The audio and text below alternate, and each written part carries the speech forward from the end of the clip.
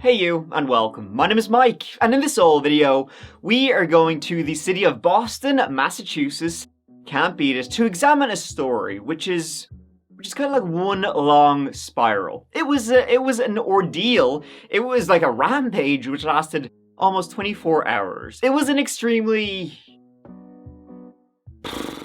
there's a lot... I'm trying to think of which adjective to use. None of them are good. This is a story of missed opportunities. It's a story of a man who was a danger before he did some danger.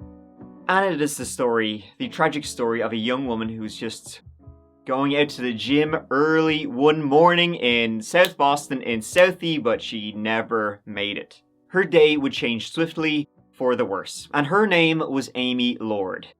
Now let's give her extremely tragic story a go.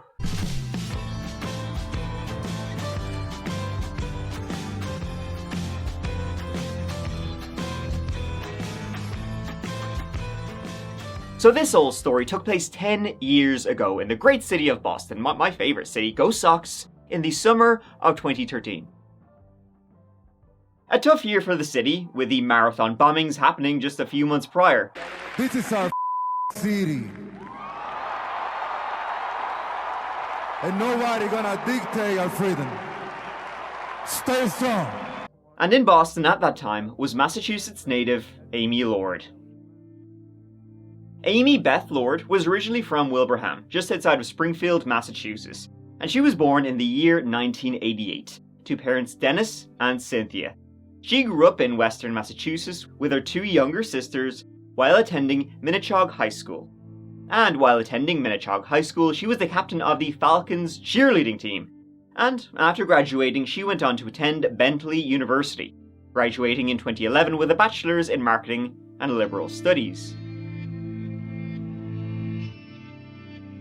Pretty much like straight out of university, she grabbed a job at Genuine Interactive, a digital marketing company, where she worked as a online marketing specialist. In her free time, Amy, she loved to dance, and everybody would say she was an extremely loyal person. It's a real underrated attribute if you ask me. And she was someone who was just full of life and energy, something which comes across in the pictures you can see of her, you can feel it. In 2013, she was living in South Boston, on Dorchester Street. And at 24 years of age, her life seemed limitless. She had her friends, she had her boyfriend. But one July morning in 2013, all of that would come crashing down. On Tuesday, July 23rd, well, this is the regular-ass Tuesday, for most people. The alarms went off first thing in the morning. People prepared their breakfasts. They got out into their cars to get into the morning rush hour traffic. They walked into their job. They sat down at their desk. They sipped a cup of joe while turning on the computer. However, at Genuine Interactive, as the clock dial went past 9, and then kind of to all the numbers that follow 9, people began to notice something. Where was Amy? She hadn't called. She hadn't given a ring, to say she'd be late, to say she was going to be ill or whatever. And so her coworkers began calling her phone, but her phone rang out again and again and again to no answer from Amy. They called her parents, Dennis and Cynthia, to see if everything was okay, if there was something going on. They hadn't heard from Amy either. What? So she hadn't suddenly gone off for a family emergency back in Wilbraham or anything like that. Nobody knew where she was. It was shortly after 11 o'clock that Amy's manager dialed 911 to ask for a welfare check. Everybody's starting to get worried about Amy. She was swiftly reported missing. And so, people went to her apartment. Her family, her parents had raced into Boston from Wilbraham. They searched inside her Southie apartment, found nothing. No signs of a struggle, no signs of anything. Nothing was out of the ordinary in her apartment, but they did notice that in the lobby, just in the entrance of her apartment building, there was some things. They seen a contact lens on the ground, and Amy wore contacts. They also seen some marks on the wall that looked like impact marks. Then, the police, learning what kind of car she drove, a Jeep Cherokee, that provided the first lead in the disappearance, the missing persons report of Amy Beth Lord and where she could be. It provided it, right? Because just a few hours early, at around 8:45 a.m., again, the same morning, 23rd of July, in South Boston, a Jeep Cherokee was found engulfed in flames. An investigation had begun, trying to track down who owned this, but then the investigators, missing Amy, same type of car, found engulfed in flames, matching the license plate, putting two and two together. Putting two and two together equaled, oh shit. Someone had poured gasoline all over Amy's car, and it had gone into flames. But inside the car, no Amy. Nothing. Worry at this point, all-time high. Like, you can't even see it. To try and trace her movements, they went to her bank to check her bank records. Maybe she decided to do something completely out of character and start a new life when her own life that she already had. It was pretty sweet. Checking her last transactions, she had made withdrawals that morning. A lot of withdrawals, totaling $960, which is kind of a weird amount to have taken. But it was bizarre. She had made these withdrawals between 6 a.m. and 6:47 a.m. from 5 different ATMs, starting out in South Boston before going all the way down to Dorchester. So her last transaction was in Dorchester, but then she drove all the way back up to South Boston, or her car was driven all the way back up to South Boston, and then... But of course, the thing about ATMs, they have these little cameras attached. They requested the footage from every transaction. Maybe it wasn't her making these transactions. But in the meantime, things would take a sudden turn. At approximately 4 p.m, again that same day, a cyclist out in Hyde Park spotted a body in the woods. This is even further out from where Amy lived, and where her car was found. Amidst the undergrowth lay the body of a young woman, naked and stabbed all over. Comparing her face with the pictures they had of Amy, they were very quickly able to identify her. The medical examiner would later be able to say she had been stripped, she had been beaten, she had been stabbed over 40 times and strangled, and then her body just left on an isolated path out in this little park. So who could have done this to Amy? And what happened?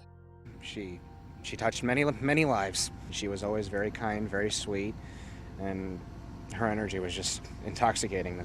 She's just a great kid. Everyone's going to tell you the same thing. She really was. It's not just saying that. She was an angel. She was really special. When the detectives got the footage, and the footage wasn't sent to them in chronological order, well, it showed Amy. She was using ATMs that morning. It was her. Boop, boop, boop, boop.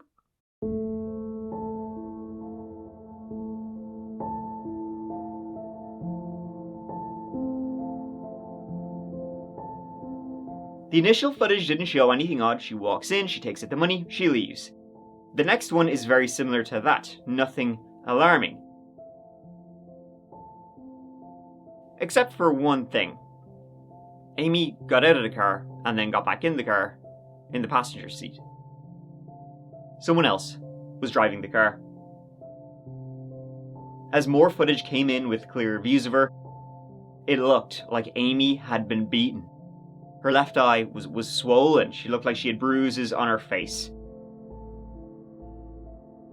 She had injuries, and at this point it was becoming clear she'd been kidnapped. She looked terrified. But if indeed she was kidnapped, why didn't she run when she had these opportunities at an ATM when the kidnapper, this mysterious person who you can never really see, is in her car, driving her car? The police didn't know. They didn't know who's in the car. They didn't know what this mysterious person had on her. Who knows? Maybe they had a gun trained on her. The only thing they could see was that it was a male, and he wore a baseball cap and a mask, or his t-shirt was pulled up over his mouth, but his face was disguised.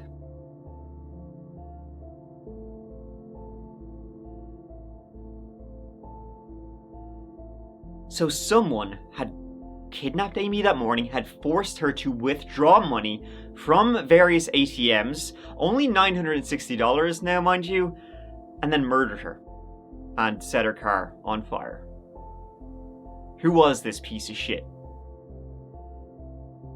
Well, going back even further, they were able to get CCTV from across the street from Amy's place. And it showed that at 5:37 a.m, when Amy would have been leaving her apartment to go to the gym before work, someone was on her street. It looked like it was a crime of opportunity. A guy was walking by her apartment building and then stops as Amy was opening the door to leave. But he pushed his way in, pushing her back into her building, and the door shut. Then, likely, she was attacked in the lobby of her own building, beaten viciously for about 15 minutes, because it's 15 minutes before they emerge. Again, going in the direction of her car. So you can presume that somebody was just walking by and took advantage of the situation, even though this didn't seem planned. By the way they're walking, it just seems like they suddenly, on a dime, just switch around, forcing her back into her building, beating her, kidnapping her, ultimately killing her. And maybe she wasn't the only one who was attacked. While the police were tracking Amy's car, trying to find out the route her car had gone that entire day to see if they could try and identify who had been the guy who had been driving it, another call came in again that same day. A woman had been attacked and stabbed real close to where Amy lived. I'm talking 2 blocks away, again in South Boston, from Amy's apartment. This was at around midnight that night, and a woman named Kaylee Ballantyne was walking home after work. And as she entered the passcode to her apartment, she felt somebody come up right behind her and push her into the building. She cracks her head off the ground, and then this guy comes up on top of her and starts stabbing her while she's on the ground. As she lay on the ground, she was stabbed 5 times, and she's just screaming her head off, pleading for him to stop, to take all her stuff, just leave her alone, and she's kicking him off the entire time. She manages to kick him off. At one point, he goes flying, and he falls down, at which point this attacker flees. Her roommates then, hearing all this commotion, they ran down the stairs, they find her, they dial 911. Kaylee was rushed to hospital, and she was able to describe her attacker. Hispanic, wearing a dark shirt, Red Sox hat on. And outside her house was a trail of blood. And not Kaylee's blood, by the looks of it. It looked like the attacker had probably stabbed themselves. CCTV would later show a man walking away from Kaylee's place, with his t-shirt wrapped around his left paw. As in, he was probably right-handed, like the majority of the population. He was attacking her, and he managed to stab himself in his left hand while he was going buck wild on a defenseless woman who's lying on the floor. And as Kaylee was getting treated in hospital, in the lobby of that same exact hospital, her roommates saw a guy who matched Kaylee's description of her attacker. He was there to receive treatment for a cut-up hand. They called the police. This guy matched the CCTV footage. His name was Edwin J. Alemany, and he was taken into custody then and there. When questioned about what's up with a busted wing, he said he got into some kind of altercation with a guy at a gas station. Fucker came out of nowhere. You have an argument with your girlfriend, you leave and you go down to the gas station. That's where the altercation occurs. Correct? Can you give me the best description you can of this person? I know you said he was a black male, but a clothing description, approximate age, height, weight. Height is taller. Black shirt. Of course, looking into this altercation, no such thing. He was then charged with the attack on Kaylee Ballantyne. But the attack on Kaylee was so similar to what had happened to Amy. Again, this is all in the same day, right? A guy, he's in the exact same area, literally 2 blocks away from where it happened to Amy. He pushes her way into the building and he starts attacking her in the lobby. Could this be the same guy who had murdered Amy Lord just a couple of hours previously? And on his sneakers, they found blood, which, when it was tested, matched Amy Lord's blood. And they were able to find witnesses for this footage. See, this was Edwin driving Amy's car after he murdered her in the woods, and he was getting gasoline to set the car on fire that morning. The footage was way too grainy to identify him, but you can see he meets with someone. Well, they tracked that someone down via witnesses, and they confirmed it was Edwin who got out of Amy's car. Dun dun dun. Or, well, Edwin wasn't. Or rather, hadn't been. About an hour before Amy was attacked that morning, another woman, Alexandra Cruz, was walking to work. She was walking in South Boston an hour before Edwin pushed his way into Amy Lord's apartment. Walking down the street, she was decked in the face by Edwin. Randomly, he knocked her lights out. She went unconscious for a second, and he dragged her into a parking lot, and he started choking her out. He said, if you keep screaming, I'm gonna kill you. I mean, it sounds like he already was killing her. Alexandra, she managed to struggle with him and eventually flee. She ran across the street when Edwin shouted to her across the street, "I fucked up," and that he was looking for someone else. He'd gotten the wrong person. She ran to work, she called the police, and Edwin would be identified as the man who attacked her the day after he was arrested. That was 3 women in South Boston in less than a 24-hour period. Tonight, we've learned a Suffolk County grand jury has returned an indictment against the man accused of killing 24-year-old Amy Lord. Investigators say 29-year-old Edwin Alemany abducted the Wilbraham native as she was leaving her South Boston apartment in the early morning hours of July 23rd. They say not only did he beat her, but drove her to ATMs around South Boston before eventually stabbing her to death and dumping her body. Alemany is charged with first-degree murder and kidnapping, among other charges. The evidence that was developed in the course of the investigation shows that Alemany abducted Amy Lord as she left her Dorchester Street apartment shortly before 6 a.m. We believe he beat her and forced her into her Jeep Cherokee at knife point. In a little less than an hour that followed, he ordered her to make cash withdrawals at 4 bank machines through South Boston and Dorchester. He then transported Miss Lord to the Stony Brook Reservation in Hyde Park, where he murdered her. Alemany is already charged with assaulting 2 other women within a 24-hour period around Lord's killing. So who was Edwin Alemany? Well, he was someone who had been in and out of the system his entire life. Edwin was born in 1984 and had a long history of mental health issues, hallucinations, depression, psychological disorders, and was hospitalized several times as a youth. He was in the Department of Youth Services till he reached 18, at which point it's like, alright, not our problem anymore. And then he promptly threw out all his medication and went from psychiatric hospitals to jails. In and out for the rest of his life. For a 10-year period, he was arrested 14 times for trespassing, for assault. He threatened to kill himself, to kill others. He stole. He did all sorts of stuff. But in the meantime, he had a girlfriend, a daughter, and was apparently a loving son, according to his family. There seemed to be no rhyme or reason for why he did what he did. He just did. He attacked Alexandra, and then he attacked Amy. With the money he stole from Amy, he paid his goddamn bills, because the last thing Edwin wants is to actually get in trouble for not paying bills, right? He bought a new phone, lottery tickets, booze, Chinese food, and then he got shit-faced all day. He later got into an argument with his girlfriend, likely because he was drunk. He stormed out, and then he came across Kaylee Ballantyne. Edwin Alemany quietly responded not guilty to the 20 counts he faces, the most serious, the murder of Amy Lord. The homicide of Amy Lord, Your Honor, was savage and brutal, but it was not the beginning or the end of the defendant's violent spree.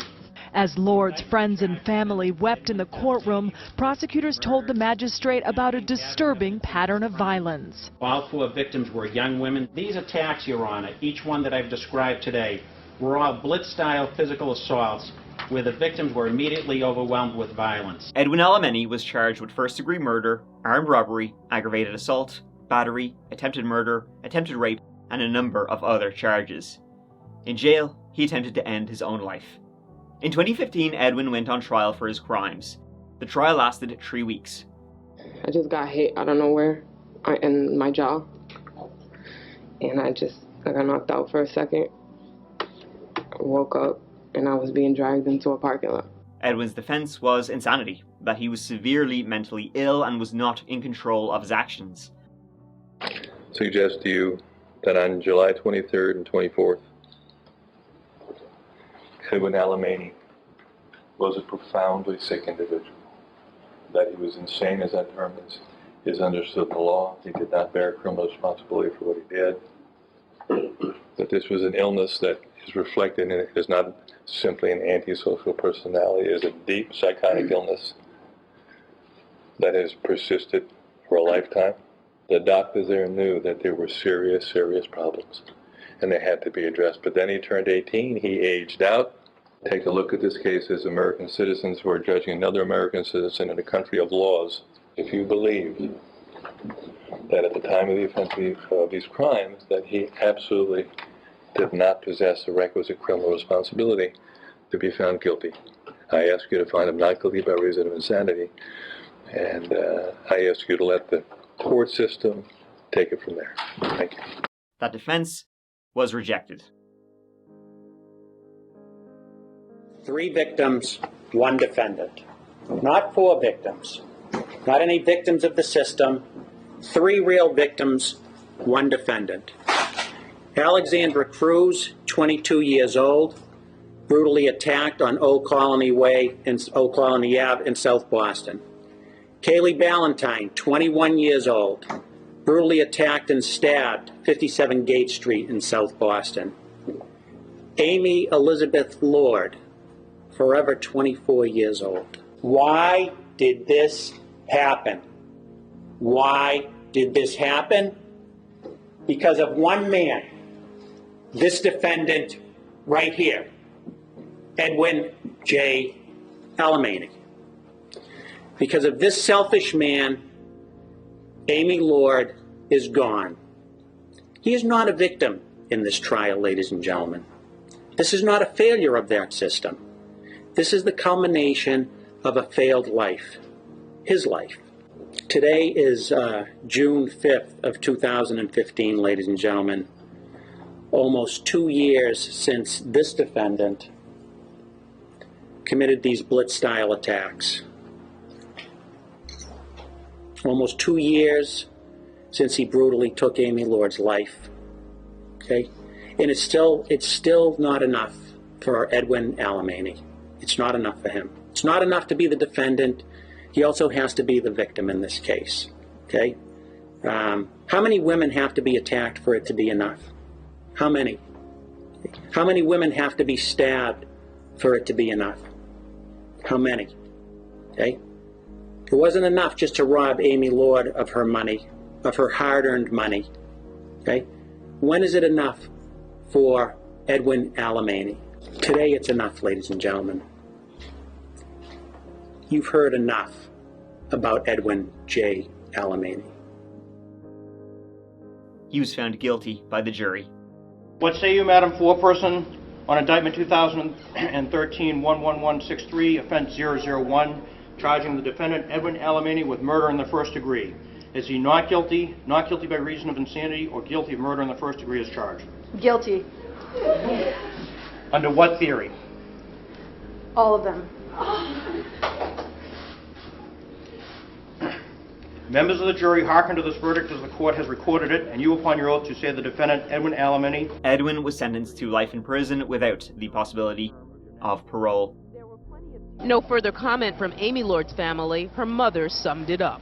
The reality is, for us, there will never truly be closure. There will always be an unimaginable, unrelenting pain caused by a senseless act of violence. An appeal in 2021 was rejected. And there you have it. A cruel rampage that lasted like 24 hours. And could have ended with the murders of 3 women, but one was tragic enough. Amy, that must have been a terrifying ordeal, being driven around, held hostage by this bastard. Why didn't she run? Well, I mean, who knows? Who knows how anybody would react in the situation she was in? Maybe he was like, I know where you live, so if you run, I'll just come and get you. Or maybe she was in shock. You don't know. You don't know how you could react. The footage of her is so scary and tragic. You know, you can see it in her face that she was just hoping he would let her go. But he didn't. And then he went on to try and kill someone else because he hated everything. Well, he can get to hating as much as he wants now because he is safely behind bars. Probably should have been a long time ago. Thank you so much for watching. I really appreciate you being here with me, watching this whole video, as always. You know it means a lot to me. So yeah, check out the next video, which will be out in a couple of days. Or please always check out the That Chapter podcast, which is out every week with brand new stories there. So give it a cue. But until the next one, I'll see you when I see you. Take care of yourselves, because I love you. Mike out.